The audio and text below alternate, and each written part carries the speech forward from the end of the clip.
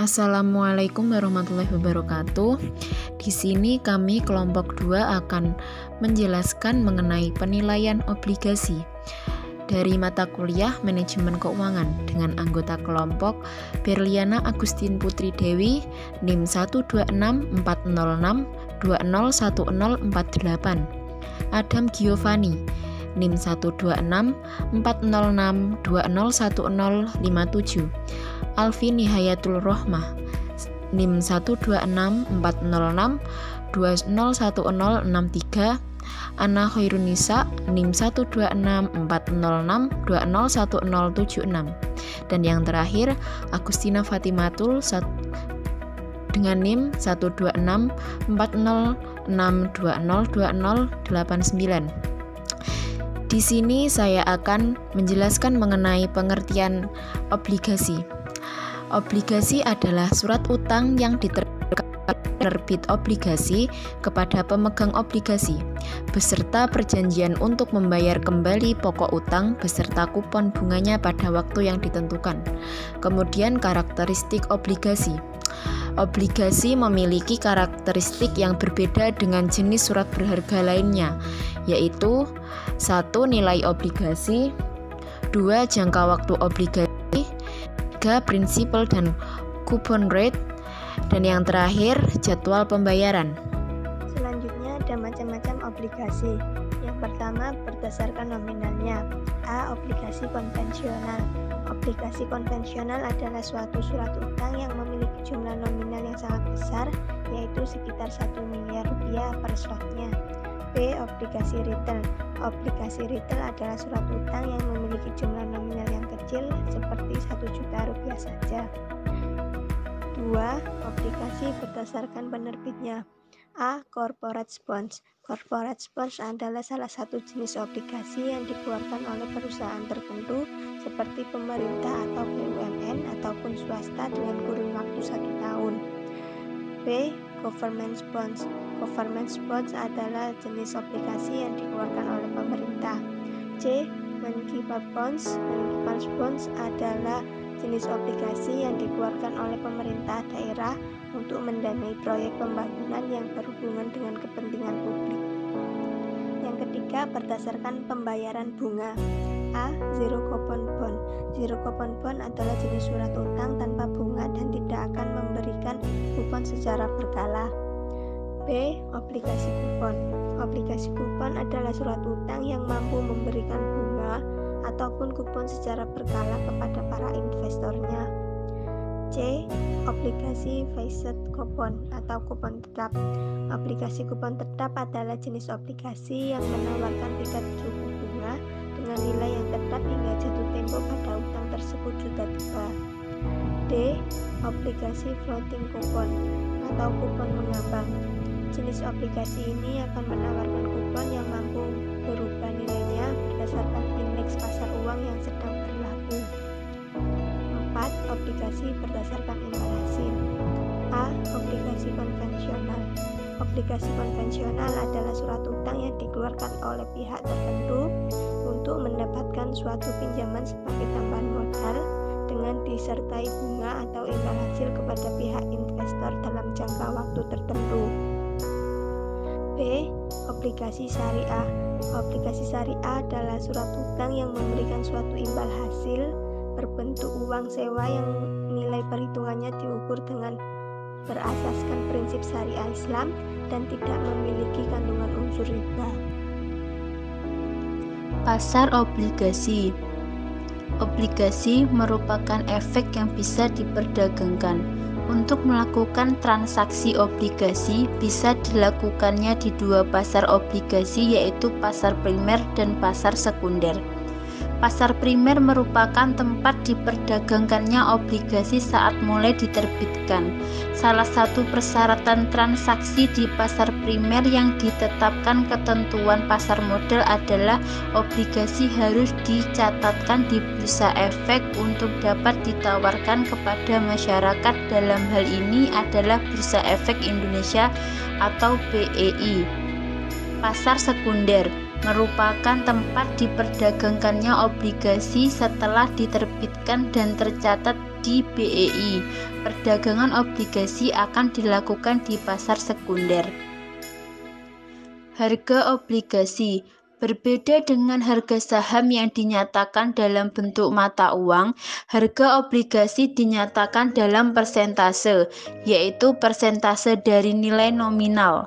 Harga suatu obligasi adalah persen value dari semua aliran kas yang dihasilkan dari obligasi tersebut, baik kupon maupun nilai par yang didiskon pada tingkat retur yang diminta.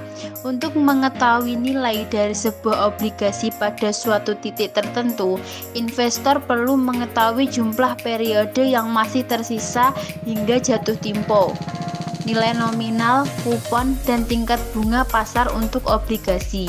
Ada 3 kemungkinan harga pasar dari obligasi yang ditawarkan, yaitu yang pertama, par atau nilai par, yaitu harga obligasi sama dengan nilai nominal.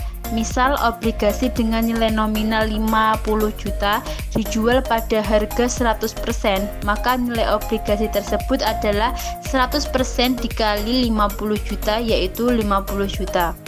Yang kedua ada ad premium atau dengan premi. Harga obligasi lebih besar dari nilai nominal.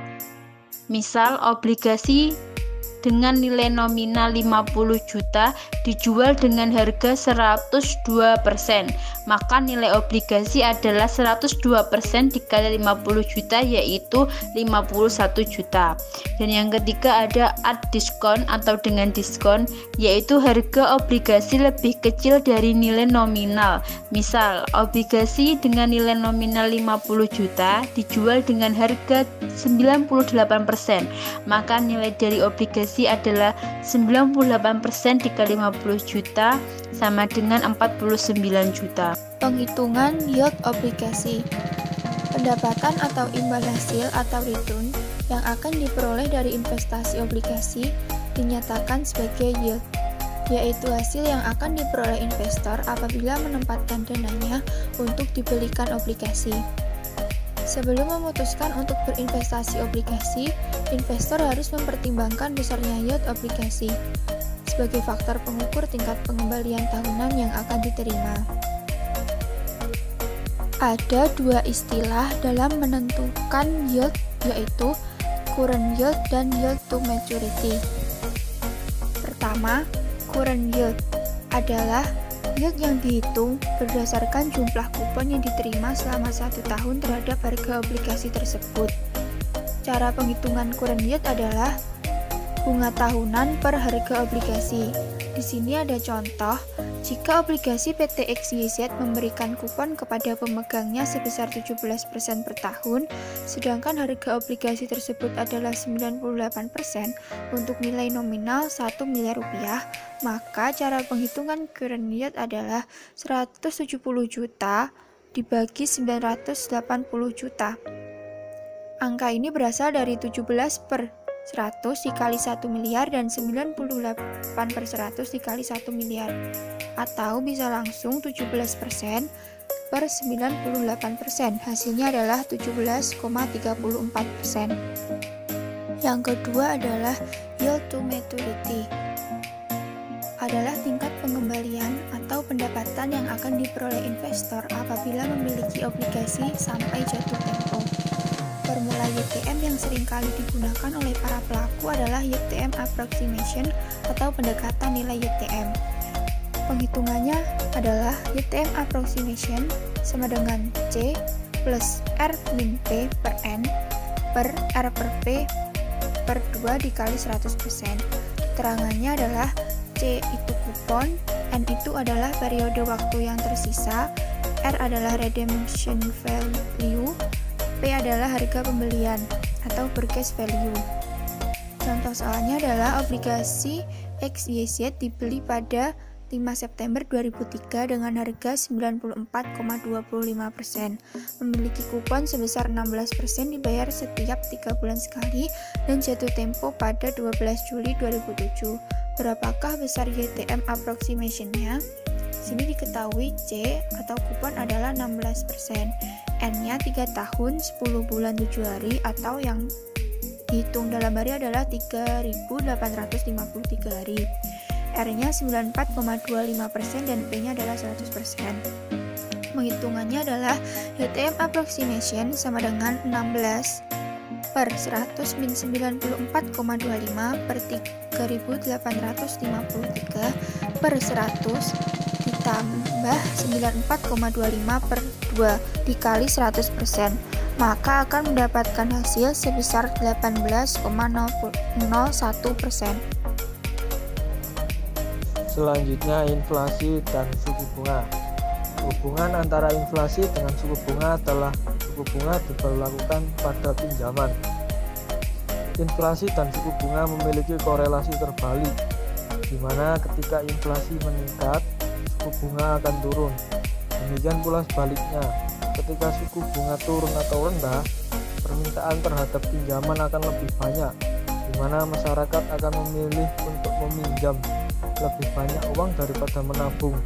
Artinya, semakin banyak uang yang akan dibelanjakan, sehingga ekonomi tumbuh dan tingkat inflasi mengalami kenaikan. Sebaliknya, ketika suku bunga naik, permintaan terhadap pinjaman menurun, karena masyarakat lebih memilih untuk menabung sebab tingkat pengembalian dari tabungan lebih tinggi.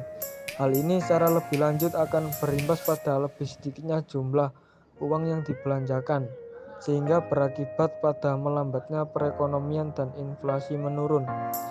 Demikian pembahasan mengenai penilaian obligasi dari kelompok 2. Apabila ada salah kata, mohon maaf. Wassalamualaikum warahmatullahi wabarakatuh.